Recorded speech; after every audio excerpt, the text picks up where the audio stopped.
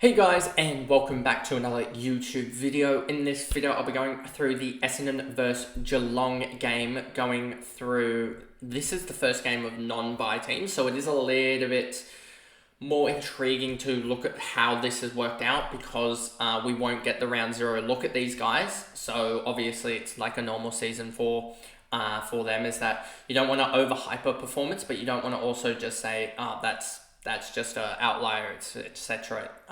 You want to sort of stay in the middle, I guess, and just look at roles.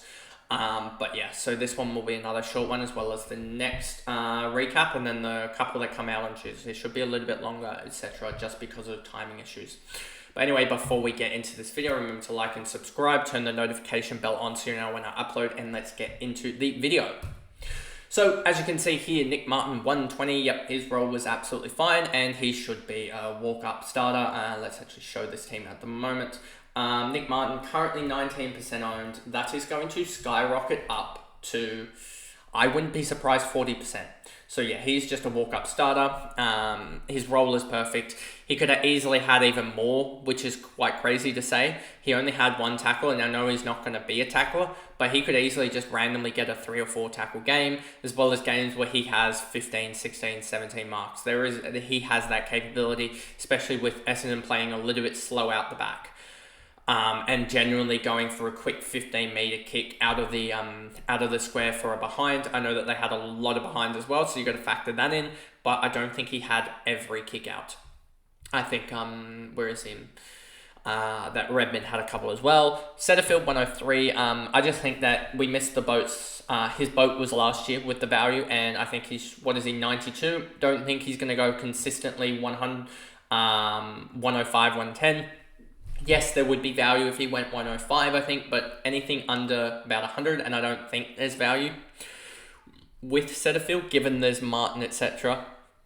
And I just think that Merritt was playing half-assed that whole game. So yeah, I don't think that Setterfield will explode, but I'll happily readjust to him if he does explode early.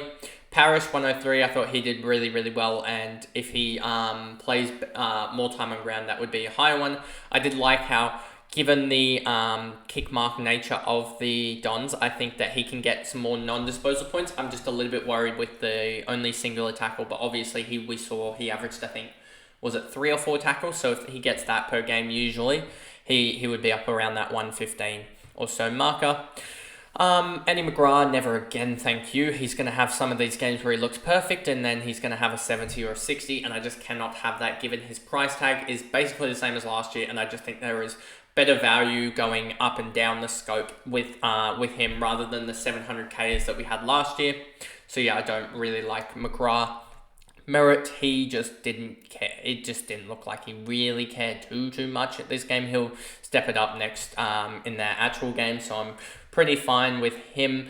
But I don't think he's going to be worthwhile at the 1.02 million that he's priced at. Is it? Let's just check. Yeah, 1.019 million. So yeah, I'm just not going to pick him at that price, but I think he sticks around that 950 plus for the whole year, as he's just going to pump out 100 plus scores. Dersma 89. He's a winger. He's going to be so volatile. He'll be games where he scores 50, games where he does this, where he scores a 90.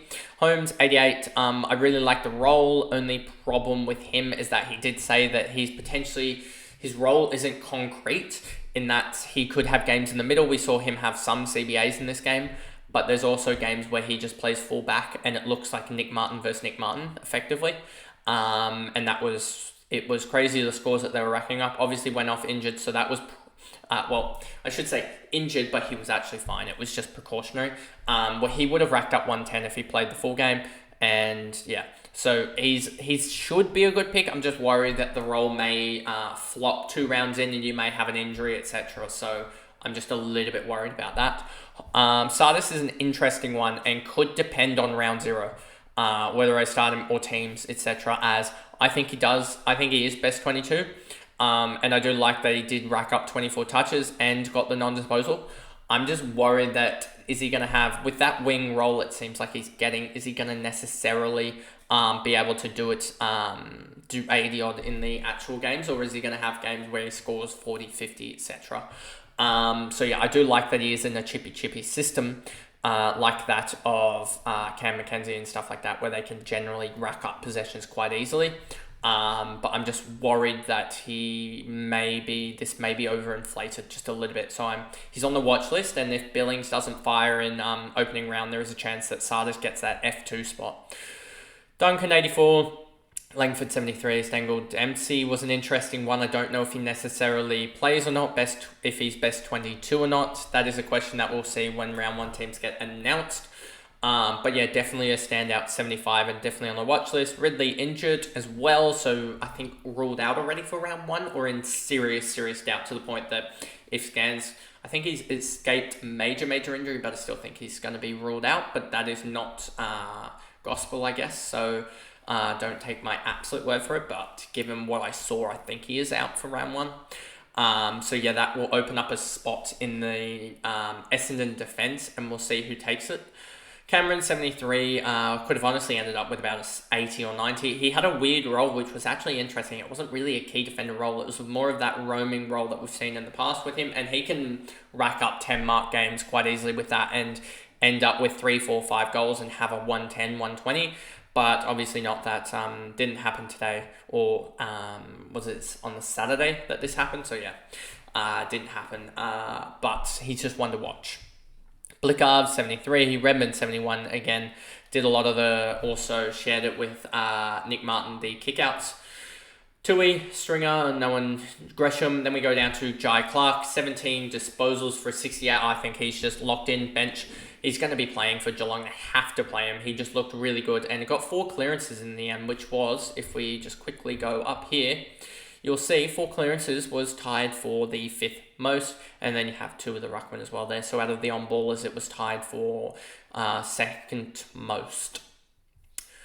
So there we go with him. So I just think he's locked in. Zach Reed is really, I think, actually going to be, even though he's a key, I think he's going to be really profitable for us in fantasy, just because with the chippy nature of Essendon, I think he could really be valuable in just getting those cheap marks. We saw him take 7 marks. That's 21 points. If you add the kick where he's most likely going to be kicking it, that's already 42 points. If he can average 5 marks a game, that's already 30 points right there. And he's going to get 4 or 5 at least I would expect 4 or 5 just kicks just randomly during the game that aren't marks. And that already gets him up to a 45. And then you add a couple potential tackles in there, and that's already a 50, and that's all that you need out of these defenders, really, just because it is so dire down there at the moment. On the bench, I'm saying in the defender line, D7, D8, that Zach Reed could average 55 and just be valuable. Close Durham, still at 61, not really worried, 68% time on ground. He averages, I think, something like 88% time on ground or something. I think he's minus 17%, so I think it's an 85%, I think, from a comment I was responding to. So if you average that out, I think it was something like 75 or whatever that he got to, and he really didn't care in this game, and he'll rack up better marks in the in preceding games, so I'm not too worried about that. Myers, Stanley, Jones, Guthrie, Brown, no one else here really is too enticing.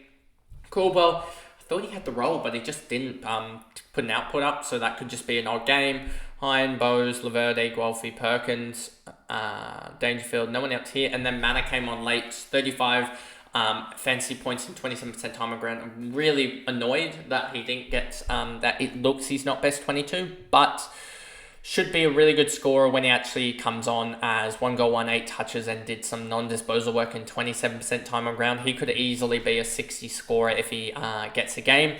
So yeah, when he gets a game, we watch the first game, and then if he does well, then we grab him. We don't grab him off 200k because that leaves you liable to get the dead rookie, because usually 2 or 3 rookies debut per round, and then you just pick the best one the week after. So that'll be as simple as that for Manor.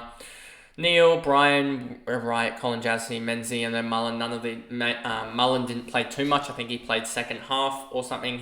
He's not best 22, it doesn't look like, sadly. But anyway, we know more about these guys when their teams get named for round 1. But yeah, don't think Mullins and Manor are best 22. Nick Martin looks great. Holmes looked great with the limited time on ground. And I wouldn't worry too much about a singular score from Tom Stewart, who is the lead defender for Geelong, and also it looks like Stanley's won the ruck battle for that, so it looks like we have no R3 that is in a cheat range, so does put a little bit of doubt on the Grundy debate. But anyway, that pretty much is the video there. Another quick recap, as I just wanted to get through these and get them up for you guys.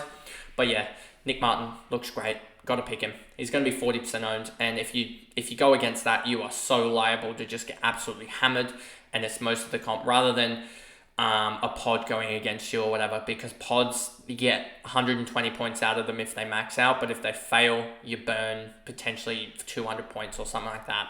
So I'm just going Nick Martin, go safe with the crowd, etc. on that, and it's simple. But anyway, that's the video, and I'll see you guys in the next one. Bye, guys.